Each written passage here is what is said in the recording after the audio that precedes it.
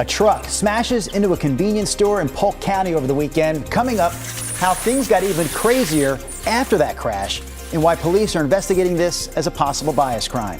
And the cleanup continues in Corvallis after a trestle collapsed into the Marys River over the weekend. We'll have a live report from the scene as a crane is set to lift the train cars out of the water later today. Plus, Hoda is officially the co-anchor of today.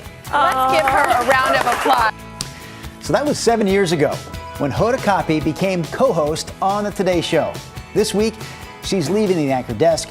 We're going to have a preview of the Today Show's Hodabration coming up here at 6:45.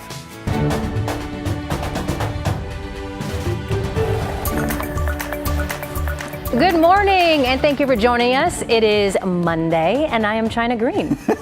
And I'm Drew Carney. Most people going back to work today, most kids going back to school. Rod and Chris, do you believe it when I tell you that my kids still not going back to school yet? They don't go back until tomorrow for some reason. Oh, they are happy about that. Yeah. I can tell you Clark College starts today and Vancouver Public starts today. Yeah. And then KGW's been ongoing, unfortunately. Here's our Salem Skycam. Good visibility this morning. Our temperature is still very mild. We're at 48 degrees. We have low clouds and some fog, but so far fog has not become widespread. Good visibility looking at Portland, too. There are breaks in the cloud cover. Temperature outside 47 degrees. Calm winds away from the gorge.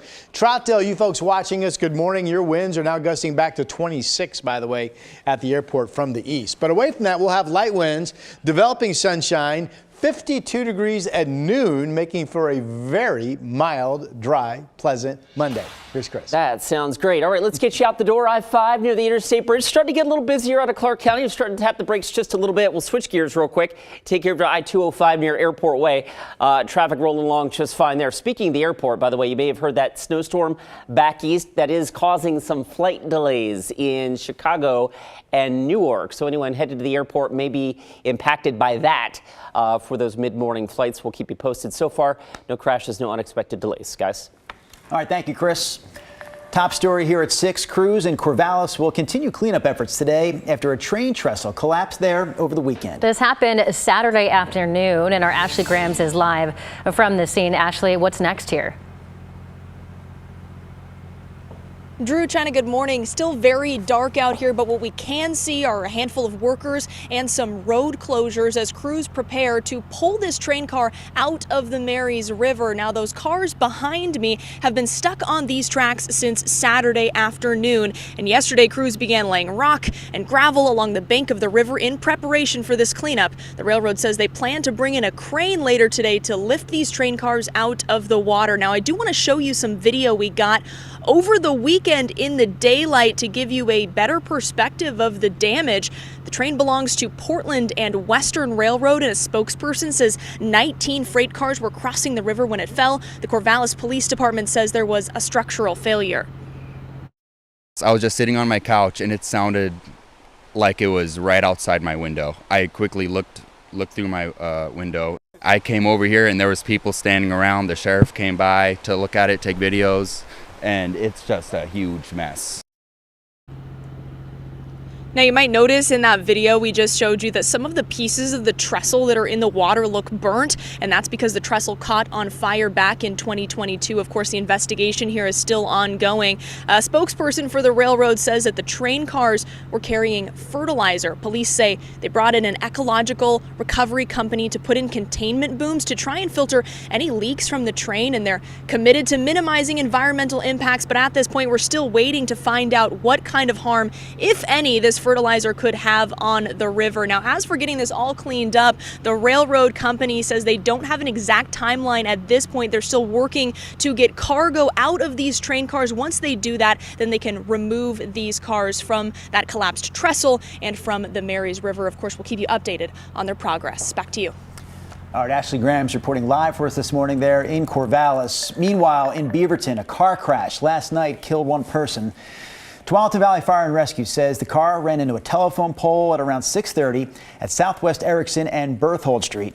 Paramedics did try to save the driver, but they died at the scene.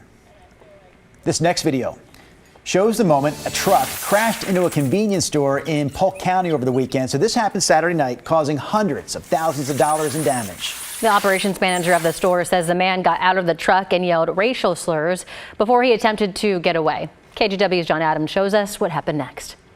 Crushed shelves, ruined food, and tire tracks are what's left behind after a man drove his truck through the Center Market in Dallas, Oregon on Saturday. Security video shows the truck bursting through the side of the store around 9:30 p.m. Amrit Singh is the operations manager of the family-owned business. He got out, yelled a bunch of racial slurs. Whether it was intended for us or somebody else, I don't know. Singh says the man then did this. He got out, went and grabbed a beer from the cooler, came behind to the register and grabbed a pack of Camel 99s as well, then got back in his truck. The man then tried to back out of the store, but was blocked by a Dallas police officer who had parked their vehicle in the hole in the wall. You can see the truck attempting to flee the scene for over a minute, causing the store to fill with exhaust. According to the police department, the suspect has been identified as John Marlis. They say Marlis hit the store at an estimated speed of 15 to 20 miles per hour, creating this gaping hole. Marlis eventually got out of the vehicle and surrendered to police. He is facing charges of reckless driving, first-degree robbery, DUI, and criminal mischief. Police are investigating the incident to determine if this was a bias crime or racially motivated. Obviously, whether it's directed towards us or somebody else, that's at the end of the day, it's not okay, especially in a wonderful and a beautiful community like this. Singh estimates the incident caused around $200,000 in damage, but didn't injure the employee inside the store.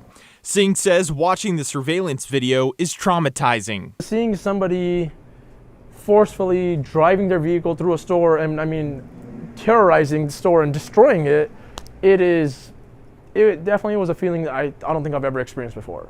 John Adams, KGW News. Scared everyone. It didn't matter where you were sitting on the plane. It was terrifying because it's not what you want to have happen on any flight that you're on. That woman was on board the Alaska flight when a door plug blew out over Portland 1 year ago yesterday, leaving that gaping hole you see right there in the plane. The flight did land safely, but the incident prompted a global reckoning for Boeing, which made the plane, and new scrutiny when it comes to airplane safety and oversight. Boeing says it's been investing in workforce training and elevating its culture in regards to safety and quality control. But the union that represents Boeing's engineers says it's still business as usual at the company. The words from the top are good, but without that connection with the workforce that was enabled through this prior structure, it doesn't translate to the working man or woman. When asked about Boeing's safety plan, the Federal Aviation Administration says the company is making progress and that this is not a one-year project. All right, a couple of quick sports notes before we get back to Rod's forecast. The Blazers beat Damian Lillard and the Bucks on Saturday night, 105-102 the final score. Anthony Simons led the way for Portland with 28 points. Despite this big win over Milwaukee, though, the Blazers' record still stands at just 12-22.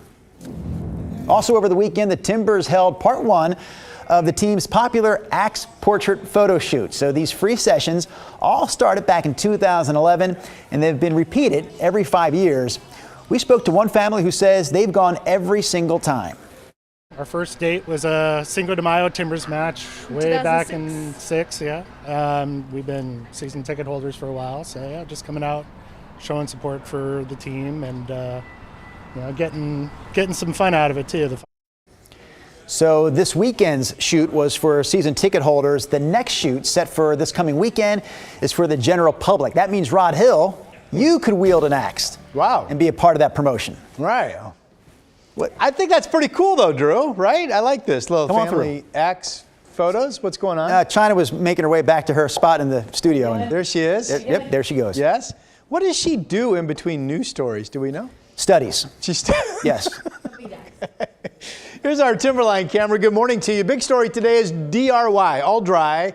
Sunny skies expected to develop. Cascade passes look to be fine.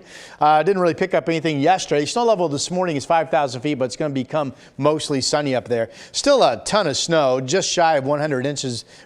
Actually, it's right about 100 inches being reported on the ground right now for a base. It's 32 at 6,000 feet. That is a mainly just wet government camp, 35 degrees above freezing, obviously, right there. Not really seeing much in the way of any widespread fog. We have breaks on a mostly cloudy cloud deck up top, and we're very mild, 47 degrees. Here are the other numbers. 43 up in Scappoose. Sandy joins that number. Camas is the same. Troutdale's 46 with an east wind gusting to 26 miles per hour out of the gorge. Away from that outflow area, winds are light and should stay light throughout the day. Salem is holding as one of our warmer spots of 48, and there's Albany and Corvallis also nearing 50 at 49 degrees each. Forecast map later today. It's all dry, mostly sunny skies, coast and valley. Another mild day, low to mid 50s. Really pleasant for this time of the year, obviously. 45 in the Dalles. Some cloudiness hanging on in central and parts of eastern Oregon, where daytime highs will be closer to 40. And here's our 7-day. So there is a chance of just some frivolous showers tomorrow evening, tomorrow overnight. That's it, and that may not happen. If it doesn't, then we're completely dry today all the way through Friday morning wake up, and then rain developing during the day and some scattered showers on Saturday. But this is a nice week. If you live in calm wind areas out in the heart of the valley, you'll probably see some freezing nights ahead, so don't forget to get your garden hoses unconnected and all of that.